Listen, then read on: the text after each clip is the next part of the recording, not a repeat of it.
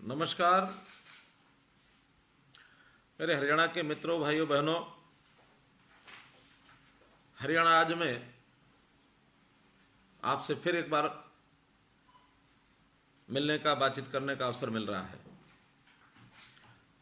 जैसा हमको पहले से जानकारी थी कि लॉकडाउन फेज 2 ये आज 3 तारीख को समाप्त होने वाला था, और इस बीच में जैसे क्यास लगाए जा रहे थे, पूर्व संभावना भी ऐसी लग रही थी कि कोरोना को, इसका मुकाबला करने के लिए ये लॉकडाउन बढ़ने की स्थिति बनेगी, और उसी अनुसार 2 सप्ताह के लिए लॉकडाउन का पीरियड फिर से बढ़ा दिया गया है। 17 मई तक अब ये लॉकडाउन 3 चलने वाला है। इस बार लॉकडाउन के लगने से कल यानी 4 तारीख से कुछ उसमें पहले की गतिविधियों को आगे बढ़ाने के लिए, खास करके आर्थिक गतिविधियों को सुचारू ढंग से चलाने के लिए छूट भी दी गई है। और उस छूट देने में पूरे क्षेत्र को, देश भर में हर प्रांत में जिलानुसार 3 प्रकार के जोन बनाए गए हैं: ग्रीन जोन, ऑरेंज जोन और रेड जोन। इन तीनों क्षेत्रों में कुछ दिशा निर्देश दिए गए हैं, जिसके अनुसार वहाँ की सब गतिविधियाँ ये चालू होंगी। जहाँ तक ग्रीन जोन का विषय है, जो भी व्यक्तिगत रूप से चलने वाले जितने व्यवसाय हैं, गतिविधियाँ हैं, आर्थिक तौर पर जहाँ समूह के रूप में इकट्ठे नहीं होंगे, ऐसे प्राय सभी खोल दिए गए हैं। जो न खुलने वाली ऐसी गतिविधियां हैं जिसमें हमारे विद्यालय हैं, कॉलेज हैं, कोचिंग सेंटर्स हैं, मॉल्स हैं, सिनेमा हॉल्स हैं, जिम्स हैं, धार्मिक स्थल की गतिविधियां हैं, इन सब स्थानों पर अभी रोक रहेगी। अन्यथा सब दुकानें, सब बाजार, ये सब खोलने के निर्देश दे दिए गए हैं। लेकिन इसमें भी सोशल डिस्टेंसिंग का मंत्र, ये हमको सबको ध्यान रखना है कि कहीं भी भीड़ नहीं लगानी है। इसका प्रशासन भी पूरा ध्यान रखेगा। जहाँ तक बसों के आने जाने का विषय है, बसें 50% अपनी क्षमता की सवारियाँ लेकर के ही चल सकेंगी ग्रीन जोन में। और इसी प्रकार जो 4 पहिया वाहन हैं, ड्राइवर के साथ 2 सवारियाँ और बैठ करके चल सकती हैं। स्कूटर चलने की भी सहमति दी गई है, परंतु रेल, मेट्रो, जहाज, अंतर्राज्यीय बसें, इनके ऊपर भी रोक रहेगी। व्यक्तियों के नाते नागरिकों को भी थोड़ा इसमें बंधन लगाया गया है कि 10 वर्ष से नीचे की आयु के बच्चे और 65 वर्ष से ऊपर के आयु के हमारे वृद्ध बंधु, इनको घरों से न निकलें, ऐसी एडवाइजरी भी जारी की गई है। इसी प्रकार सायंकाल 7 बजे से प्रातःकाल 7 बजे तक जो एसेंशियल सर्विसेज हैं, उनको छोड़कर शेष लोगों पर बाहर घूमने की, बाहर निकलने की ये रोक भी जारी रहेगी। इन सब बातों का पालन करने के लिए प्रशासन, पुलिस, इन सबको कहा गया है कि इसका ध्यान रखें। हेतु एकमात्र है, गतिविधियां सब चलाई जा सकती हैं, लेकिन कोरोना के फैलाव में किसी भी प्रकार की कोई गुंजाइश यदि होगी तो उसको रोका जाएगा। जहाँ तक ऑरेंज जोन का विषय है, वहाँ पर बसों की जो छूट ग्रीन जोन में दी गई है, वो छूट वहाँ नहीं रहेगी। बाकी सब विषय जैसे ग्रीन जोन में होंगे, उसी प्रकार वहाँ से चलाए जाएंगे। जहाँ तक रेड जोन का विषय है, वहाँ पर नाई की दुकान, beauty parlour, spa, salon, rickshaw आदि, रिक्शा यानी ऑटो, टैक्सी, इनके चलाने पर भी प्रतिबंध होगा। तो इस नाते से रेड जोन में आवागमन की गतिविधियों पर थोड़ी रोक रहेगी, स्थानीय तौर पर जहाँ एक स्थान पर अपनी गतिविधि चलाने के लिए। बाकी ग्रीन जोन में जो छूट है, वो छूट वहाँ भी रहेगी। जो क्षेत्र कंटेनमेंट जोन ऐसे घोषित किए जाएंगे, अर्थात जहाँ भी किसी क्षेत्र के अंदर कोरोना से पॉजिटिव व्यक्ति पाया जाता है, उस क्षेत्र में केवल एसेंशियल गुड्स इन्हीं को छूट रहेगी, अर्थात हेल्थ संबंधी सर्विसेज, बिजली पानी संबंधी सर्विसेज, ऐसी जो एसेंशियल सर्विसेज हैं उन्हीं को वहाँ चालू रखा जाएगा। इसके अलावा किसी प्रकार की छूट नहीं मिलेगी। प्रधानमंत्री जी के कथन अनुसार ऐसी सब गतिविधियों को चलाने में 2 गज की दूरी, ये एक फार्मूला जो दिया है उन्होंने, इसका हम सब लोग निश्चित रूप से ध्यान रखें, इसका ज़रूर हमको चिंता करनी है। जहाँ तक वर्तमान में कोरोना के संबंध में अपने प्रदेश की स्थिति है, हमें अभी भी अपने प्रदेश पर यहाँ के व्यक्तियों, यहाँ की संस्थाओं, यहाँ का एडमिनिस्ट्रेशन, यहाँ की हमारी स्वास्थ्य सेवाएं, इन सब के ऊपर गर्व है कि मूल रूप से हरियाणा में बचाव हुआ है। लेकिन कुछ गतिविधियां ऐसी हुई जिसके कारण से आज का हमारा आंकड़ा वो कुछ ज़्यादा बढ़ गया है।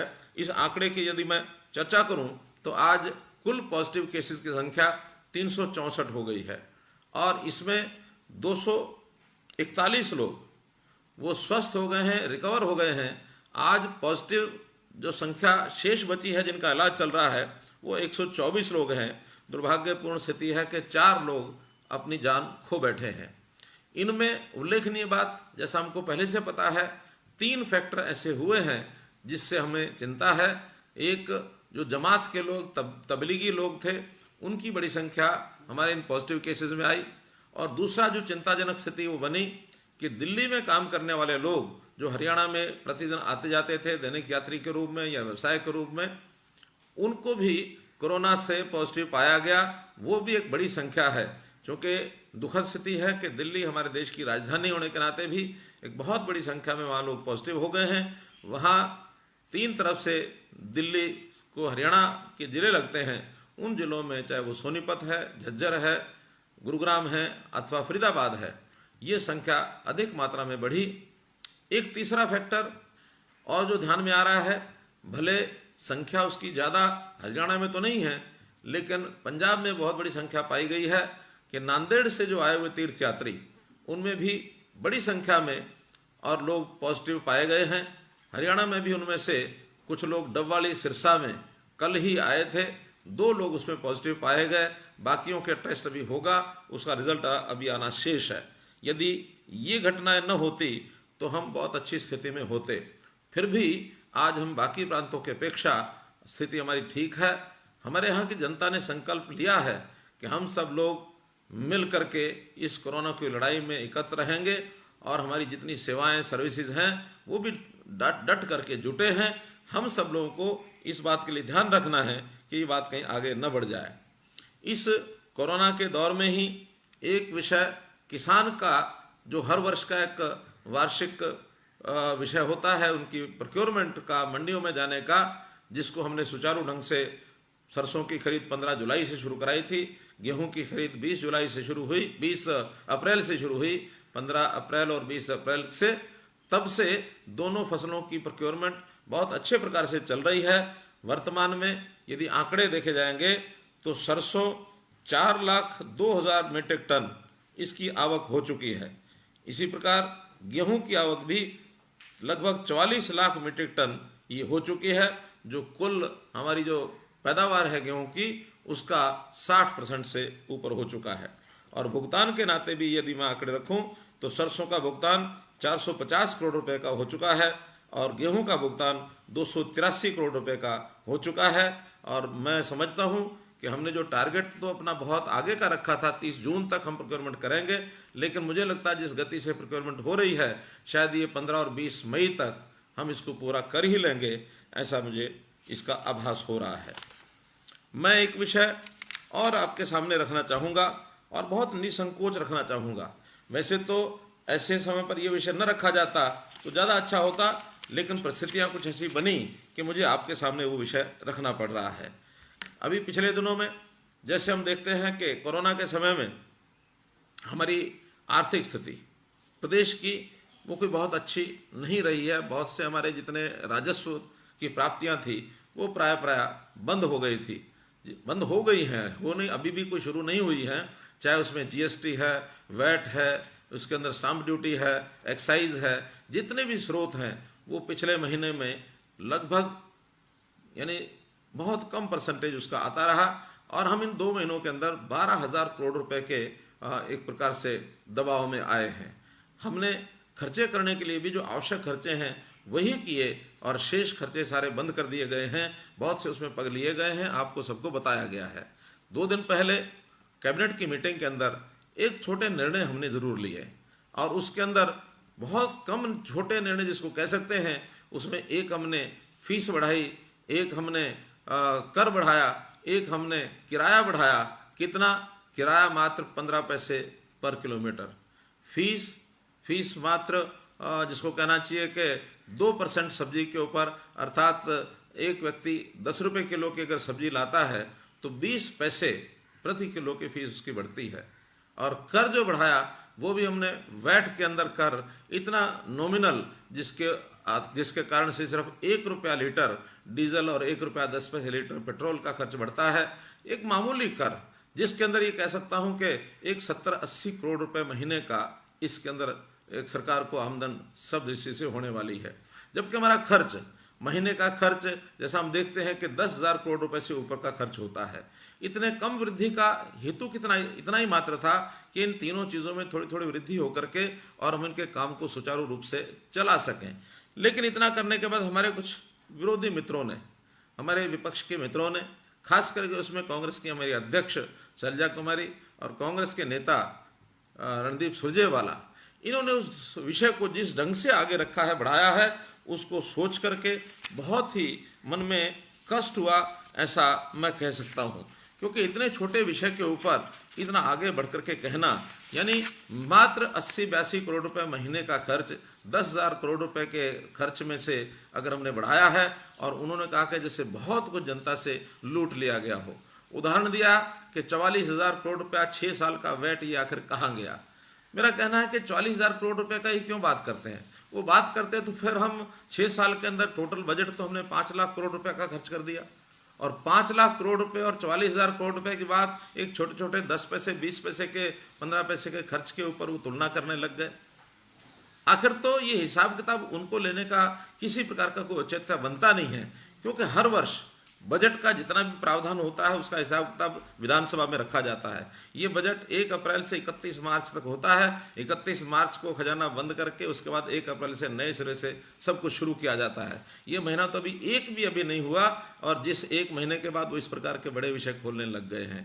क्योंकि इस छोटे विषय को लेकर के मुझे ऐसा लगता है कि जैसे उनका कहना तो ये है कि कोरोना के समय में जले पर नमक छिड़क रहे हैं, लेकिन जलन किसको हो रही है ये अगर मैं स्पष्ट रूप से कहूं तो इस समय कोरोना के समय के अंदर जिस प्रकार से हम लोगों ने चीज़ों को संभाला है, जनता जिस प्रकार से इन सारी बातों से संतुष्ट है और सारे देश भर में हरियाणा की गतिविधियों को लेकर के सब लोग संतुष्टि व्यक्त कर रहे हैं। सब लोग कह रहे हैं कि हरियाणा ने बहुत अच्छे तरीके से इसको संभाला है।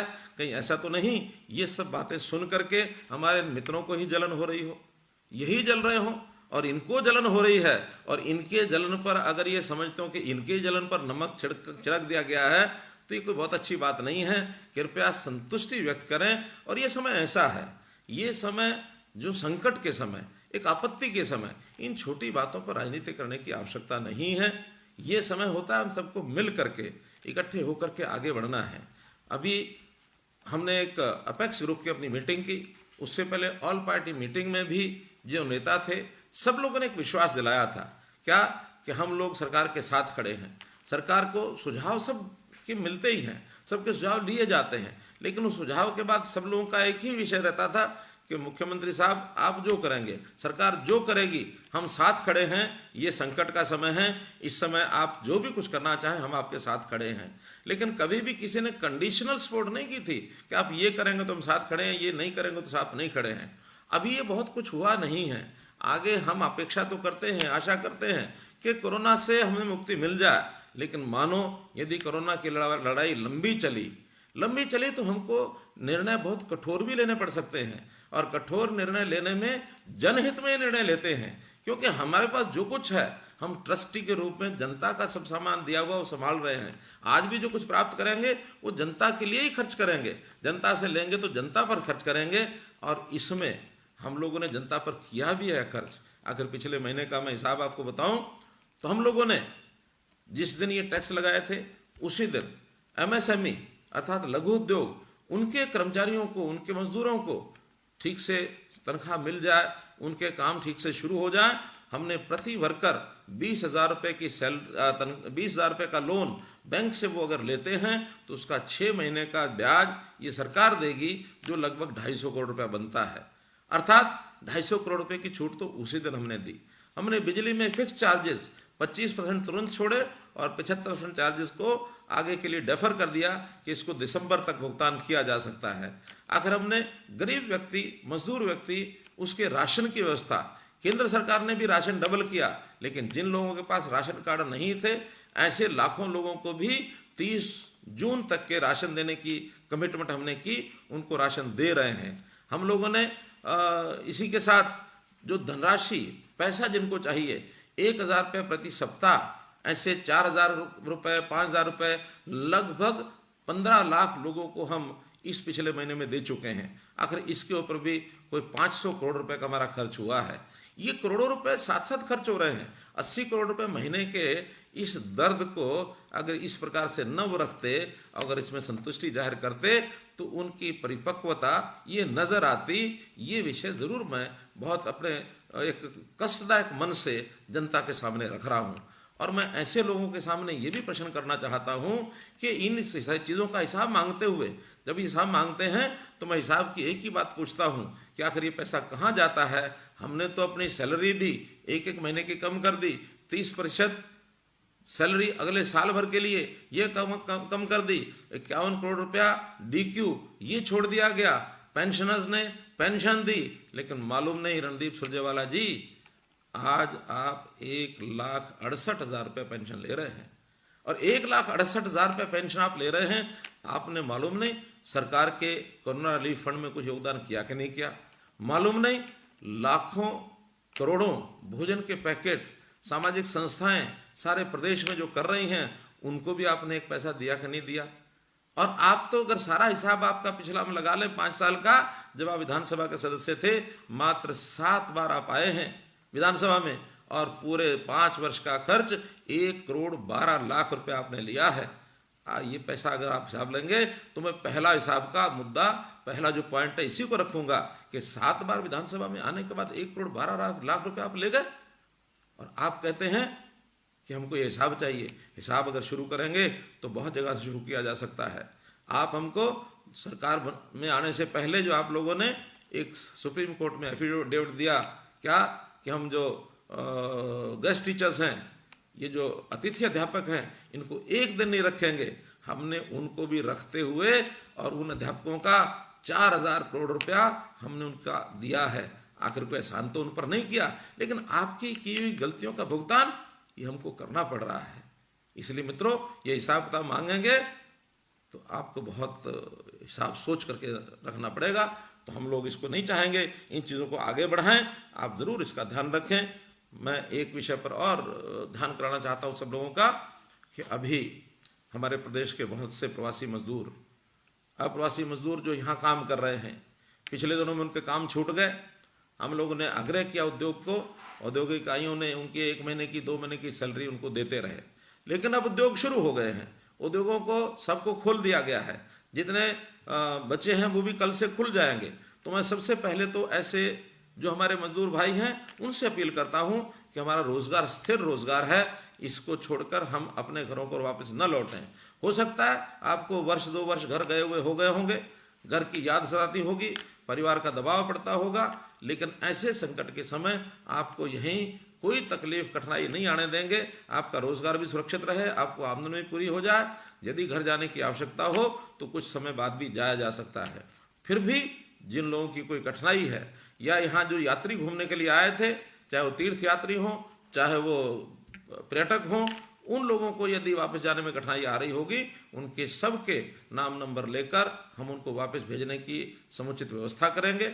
और बाहर के प्रदेशों में भी अगर हमारे हरियाणा के लोग गए हैं उनको भी सुरक्षित हम लेकर के आएंगे। इनकी जानकारियां, सूचनाएं आप सब लोग अपने अपने जिलाधीश, अपने अपने उपायुक्त महोदय, उनको सबको आप पहुंचा दें। इनकी सबकी व्यवस्था करेंगे, इसमें किसी प्रकार की कठिनाई नहीं आने देंगे। अब अंत में मैं अपील एक आपको करना चाहता हूं कि इस समय पिछले दिनों में चिकित्सा की दृष्टि से भी एक कठिन दौर निकला है, क्योंकि बहुत से डॉक्टर्स, बहुत से हॉस्पिटल्स कोविड स्पेशल जो हॉस्पिटल्स हैं या कोविड की चिकित्सा के नाते ड्यूटी पर लगाए गए हैं। सामान्य जो रोगी हैं उनकी चाहे ओपीडी है, चाहे उनके रोगों की चिकित्सा है, उसमें कुछ कठिनाई आई है। और कई जगह पर हमको ध्यान में आया है कि खून के जो ब्लड बैंक हैं उनमें कमी आई है। अभी कुछ संस्थाओं ने अपने ब्लड बैंक को दोबारा से शुरू किया है और एक खून का, ब्लड का जो डोनेशन है उसके नाते से वो आगे आए हैं इस अवसर पर, क्योंकि जो